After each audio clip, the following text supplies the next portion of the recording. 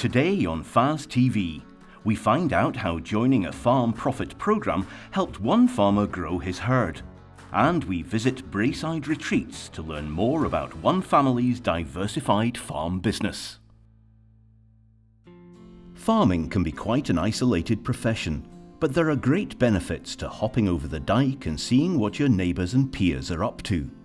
Farming groups are an increasingly popular way of doing this, and at Greenvale Farms in Caithness, it has led to a number of productivity increases. Mark Mackay took part in a Farm for Profit programme between 2017 and 2020, and as a direct result, he's found a number of ways to improve productivity on the farm, most notably adding 30 cattle to his herd. We first found out about the Farm for Profit programme at a meeting at the local market at Coibray. It was an ideal time for myself and Shona as we just split the business between me and my dad, so we were able to run the farm by ourselves and gain advice and input of the Farm Profit advisors. The biggest difference to the farm here since being part of the programme is that we actually run an extra 30 cows than we used to on the same acres of ground, and this has just been down to the paddock grazing and increasing the soil fertility, which means that we can carry extra cows on the same acres. I always wanted to have another shed for calving time, but I was always reluctant because I wanted extra income to pay for the shed. But now we've got these 30 extra cows. I did put the new shed up last year, and it's made a huge difference to the farm. The aim of the profit programme was making livestock pay through increasing gross margins, and this is looking at grass management and soil fertility and calving pattern. There were 6 focus farms in the scheme, and there were 2 advisors. They were Robert Gilchrist and Declan Moran. We used to meet with them about every 4 or 6 weeks, and they would come up with ideas on how we could improve things we could improve on the farm and how we could implement them. But the final decision was always ours. You know, they were never too pushy or anything like that, which was good. We also used to meet once or twice a year, either at Thainstone Mart or on one of the focus farms, the 6 farms together, and we could bounce ideas off each other. Visiting the other focus farms was great because you could see how other people farmed and pick up ideas from their farms, which was excellent.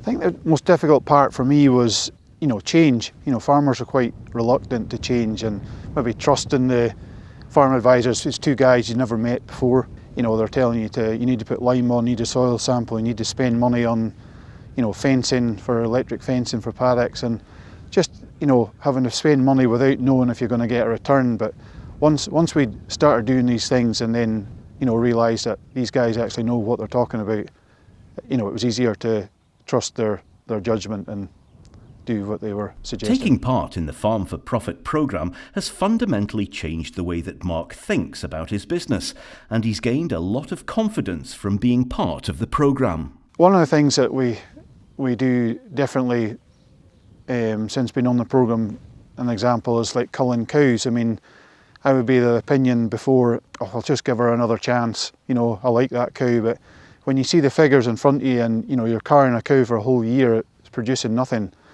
it's not financially viable. So I'm much stricter on culling cows now that we've been in the programme. One notable thing the farming group did for Mark was give him the confidence to stick with new approaches when he might otherwise have given up.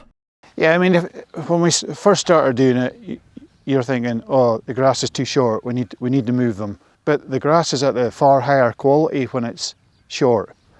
And when you're not used to that, it is quite difficult. But, the guys were here every 3-4 weeks, and they're saying, no, we had a measuring device to measure the grass, and they just said, when it gets below a certain length, then move them. And once you learnt how to measure the grass and trust the guys, it did work. There's no doubt about it. Well, the main things that we changed on the farm here were paddock grazing, soil sampling, adding lime where required, and also calving heifers at 2 years old was something we'd never done before, which they persuaded us to do.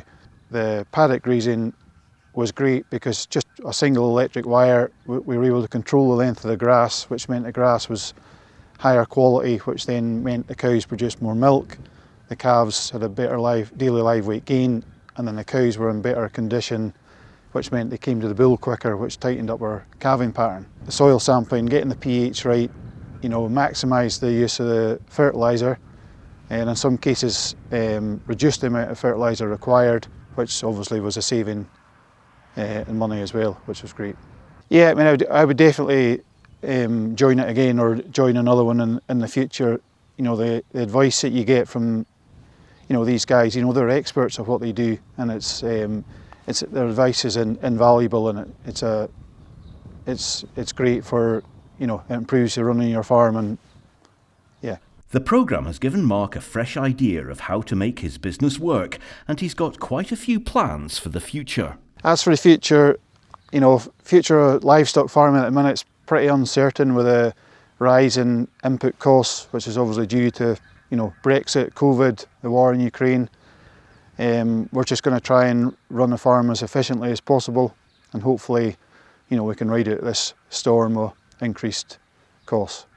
We had contact with the other focus farms, and it was good to see that they were in the same position as you, and they would be doing something on their farm, say paddock grazing for instance, and you think, oh, that's working really well, and then you would go home and think, right, I'm going to do that as well.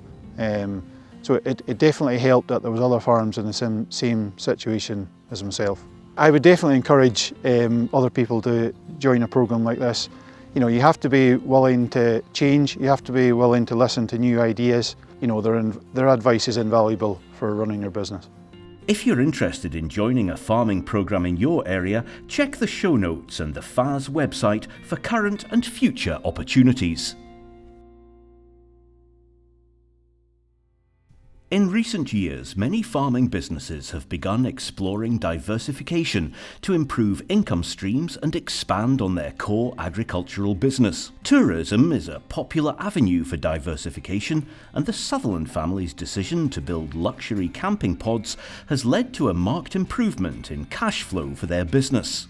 We diversified really just to give us an income that was more spread out throughout the year, rather than our usual income, which was from our prime lambs from May to on into September, October time, and our yearling calves were mostly sold in start of March. So that was kind of our main money came in March. We just wanted to get extra income spread over the year really. Our business that we diversified into is our holiday pods. We first had the idea, I think it was back in January 2017.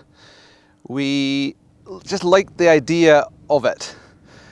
So we looked into it more, we went down the avenue of getting a grant from Leader, which then we got the go-ahead from them. So then we decided to design our own ones rather than buying them off the shelf. So we built them locally and just built them to the standard we like. And so we really class them as bespoke luxury accommodation with hot tubs with them all. For this diversification, we really had to do an in-depth business plan, which really was quite a lot of work. So we had to do it for our application to Leader for the grant towards the building of it. It was quite a rush to get in because we knew there was a cut-off time. If we didn't get in by a certain date, there was probably no chance we'd get it in the next time. So it was quite a rush to get in for that. So it's definitely worth it, but it was a lot of hard work. When we first looked into pods, we did look at the basic wooden kind of ones, but we decided that we didn't like them and we kind of wanted to go for a better finish and a more upmarket look and something we want to stay in ourselves. So that's kind of why we chose the style of ones we've gone for. They've got a good finish and they were made by local joiners here in Caithness. Diversification brings with it new challenges around time management and staffing, but the family has found ways to overcome these. The two businesses really do complement each other. We have people obviously come here for a rural setting and they like to enjoy the sheep and the farming life they can see from their pod. It also works the other way. We have people linked to farming that come up for shows to local market and they also stay with us too. So it works both ways. Yeah. Time management can be a problem. When it all runs smoothly, it's fine. It's only really half an hour to an hour I need to be here on site really each day.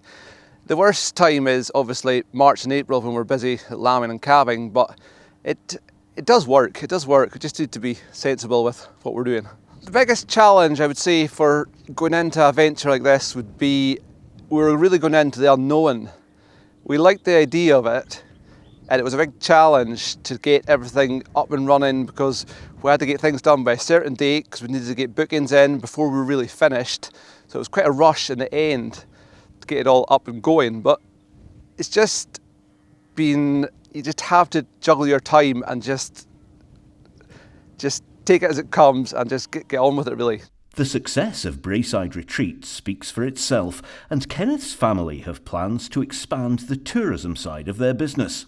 Recently we have had plans to expand. Over the last year we have thought about either having more pods or extending it into a different part of our farm and having like luxury shepherd's huts. But we've kind of put that in the back burner because just in the last 6 months we've bought another farm which actually has 2 houses on it. So we're just in the middle of doing them up, renovating them for luxury accommodation. One's a 5-bedroom farmhouse which would sleep up to 11, and the other one's going to be a 3-bedroom cottage which will sleep 6 people. They'll both have hot tubs and such like as well.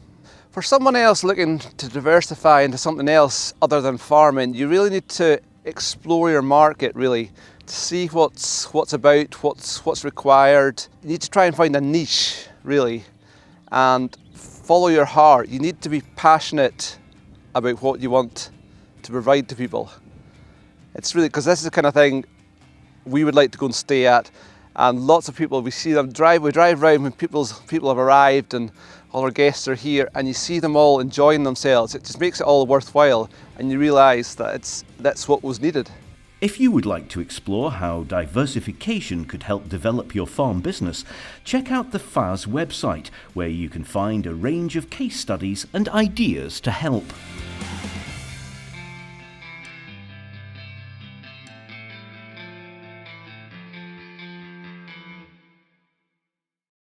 I'm Fiona Burnett from SRUC, and we're here at SRUC's Bog Hall trial site just to do a run through of the crop health issues for this season. We're standing beside the winter barley at the moment, and winter barley clearly is coming up to harvest now, beginning to ripen off nicely. And really it's about thinking about the varieties that you might be drilling for next year and the seed treatments as you begin to order in seed. The crop has had really quite a good time of it. Throughout the country they're looking well, very low levels of disease. The one here has a low level of mildew, but nothing that will take much off yield at this time. Winter wheat crops have had quite a good time of it this year, so a nice mild winter, but then we had that dry period where disease dried up, but then we had quite a cool spell with kind of cold winds, so we've seen at this point the crops are now flowering. Quite a lot of damage to the flag leaves and some ascochyta coming in, which is quite unusual. So little bleach lesions which we think relate to that wind damage as well. Really not that much that can be done about that at the moment. A few issues in the crops now as well, with rust and septoria coming through where there's been slight gaps in programmes. But the really key thing now we're tending to be at flowering in the crops is those head sprays, so trying to manage any fusarium or microdochium risk. And crucially as well, doing your mycotoxin assessments so that we can judge any grain that's going into the food trade or the food chain is risk assessed for that mycotoxin. So clearly it's rainfall during flowering and during ripening that are the really key drivers of that. And we're still strongly on the azole-based fungicides to manage those ear diseases and hopefully manage any of that foliar disease that's there as well. We have got some crops with yellow rust out there, so adding in some additional strobilurin or SDHI might be useful, but pay careful attention to whether you've used those before in the crop, because both of them have a maximum of 2 applications to any crop. Spring barley crops are now coming up to ear emergence and booting, so really excellent timing for that T2 fungicide spray. Most of the crops are looking quite well and have come on very nicely.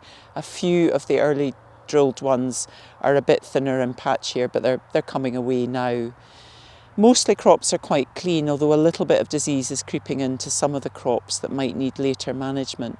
But really the key concern at the moment is how bad ramularia is going to be this year. So at the moment, very few signs of it, which is encouraging. But the main thing we'll be doing at T2 is really trying to reduce that ramularia risk. And at the moment we're reliant on azole fungicides, so either the prothioconazole or the Revastar azoles. So those are the two pieces of chemistry, those two azoles that we're reliant on for managing the disease. But where we've got other disease coming in, you might wish to mix in either a strobilurin or an SDHI to try and keep a lid on things like rhynchosporium and net blotch. And the other piece to think about is, in terms of managing ramularia, we're trying to de-stress the crop. And in that context, adding in Fopit could be useful just to reduce that ramularia risk. So using it in support of the other chemistry.